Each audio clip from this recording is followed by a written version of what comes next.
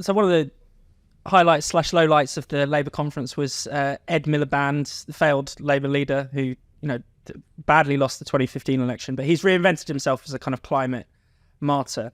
And one thing he's been saying, he's been banging the drum for, is he obviously wants to go faster on net zero than Rishi Sunak. He wants this kind of all clean electricity by 2030. But also he says, and you hear this a lot in green circles, that actually net zero is the answer to our energy security problems. Mm-hmm. Now, what do you make of that argument? I mean, surely renewables are not going to make our energy more secure. Well, if you allow, I think this is a great moment to kind of tie all the conversations we had together in an attempt, at least.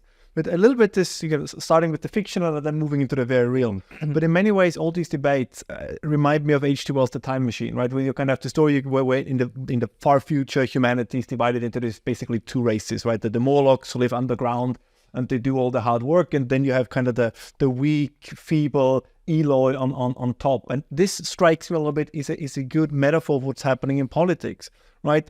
We expect that somebody does all the work. And this brings me then to the energy question. While we, and I say just we in a generalized way, have all these absurd debates, again, women with penises and diversity bureaucrats. And I think the NHS they had a position for a lived experience officer that would have paid you £110,000 a year. So this is like, you can do this as long as the Morlocks work, right? The Eloi can engage in these kind of things. But what we have been trying to do in the West, and this is kind of where I think we can put this together, is we outsource it. I mean, look at Joe Biden, right? Joe Biden, again, he tries to, as a friend of mine says, he's kind of trying to ride two horses with one ass, or as your listeners would say, with one arse, I think would be the correct term. So they say, and this is now really important also to connect to the Israel thing, they basically turned a blind eye to Iran's exports of oil. They turned a blind eye to Venezuela, right? They allow these, they again, Qatar, right? Again, a Hamas supporter is a massive LNG exporter. So they allow this, but they don't extract resources at home because they have to appease the environmental lobby. And let's be very clear. We heard this after the attack on Ukraine, right? That Europe is more united than ever. NATO is more united than ever. And when Hamas shot 5,000 rockets in Israel, let's be clear, without the shale revolution in the United States, without LNG from the United States, which produced as much energy as two Saudi Arabias over the last every year over the last 10 years, there would have been no way for Europe to resist Russia's attack on Ukraine, because there would have been not little gas, there would have been no gas. The lights would have gone out. There would have been no way to have sanctions on Iran because the world would have needed that energy. So they would have had twice as much, 3 times as much money to give to Hamas. So these things are interconnected. And this bothers me a little bit in today's debates, right? We have become such a present tense culture, and we will see the same with Israel. That's what I'm worried about, right? Now everybody's up in arms on each side. But how long? 2 weeks, 3 weeks, right? And we have become so desensitized to these things. So again, we hear about killed babies, and then 2 weeks people will say, yeah, again with the babies, we have heard this. This is really, really an issue. We know, that's always my key point. And this is why we don't understand, for example, people like Hamas, is there are people in this world who really think in these historical dimensions.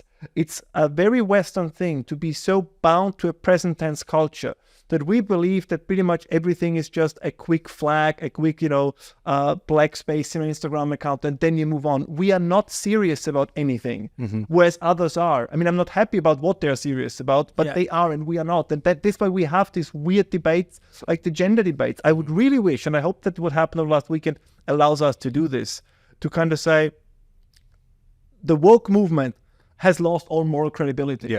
So I want to use this. I know this is cynical, but I want to use this to say, the way you behave, I don't take you serious on anything else either. So there was a moment where you could have shown moral clarity, you didn't. So don't, somebody must stand up in the room and say, the whole, who has a penis, this must end. We must become a serious society and a serious country again. And I think so these things are tied together. We need more engineers and less, gender study majors. We need people to understand why the light actually turns on if you flick the switch. And people don't know this, right? They just think food is in the supermarket, money in the ATM, and the electricity comes out of a socket in the wall. But there is something behind that, and we need to appreciate this again. No, I think that's right. I mean, my problem is, and why I'm quite pessimistic about all this, is there have been so many occasions in recent years where the elites could have shaken themselves out of the bizarre orthodoxies that they've wedded themselves to. And that could be on all kinds of different fronts. That could be on the economic front, that could be on the energy front, certainly on the gender and identity politics front.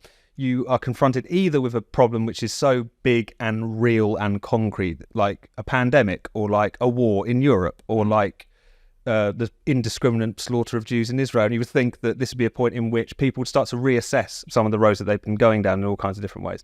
It never really happens. That's what's fascinating about it, because the people who are least affected by the consequences of their policies and rhetoric and words are the ones who are setting those policies. There is genuinely, and it's not just sort of populist talking point, the distance, I think, between the people who govern us and the governed is so immense now.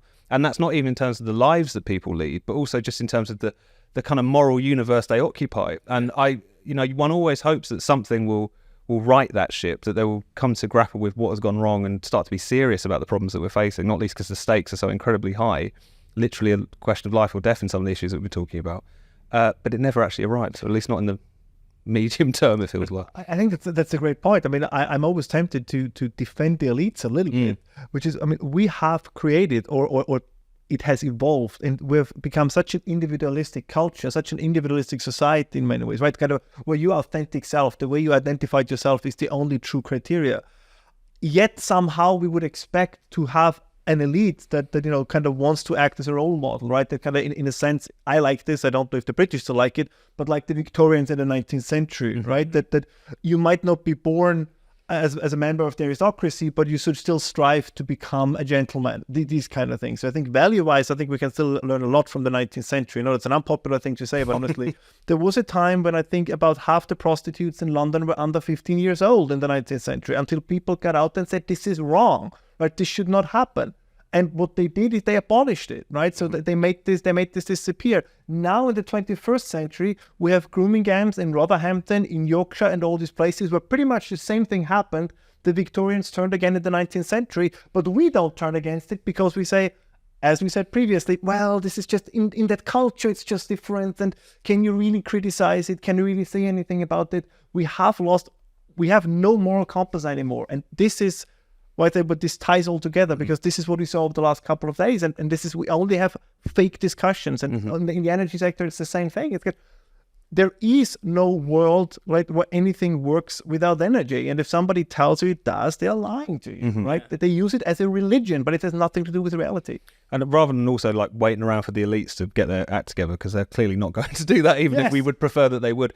This is another thing that's depressing about at least at the moment, the way in which the kind of populist moment seems to have, if not waned, is kind of not necessarily in the ascendancy, in Britain at least, different case in many other countries of course, is so depressing, because I think the antidote to so much elite hysteria and nonsense is the public. Because there was that period in which people were galvanised by things like the Brexit vote, people felt like their vote mattered, they felt like they were suddenly actually a consideration in the discussion about all these sorts of things. They'd put themselves on the map. And I think on a lot of these issues that we're talking about, the reason Rishi Sunak in his very mild and meek way is trying to push back on net zero or gender ideology or whatever is because ordinary people are a factor in this discussion now in a way that they weren't previously. So I think that's all the more reason that if you think the elites have completely lost the plot, it's surely more fuel and impetus to push forward with that kind of populist revolt, which was towards kind of bringing politics back down to people's views, priorities, values. I think if we can reignite that, we'd get certainly a lot closer to being sane than we are at the moment.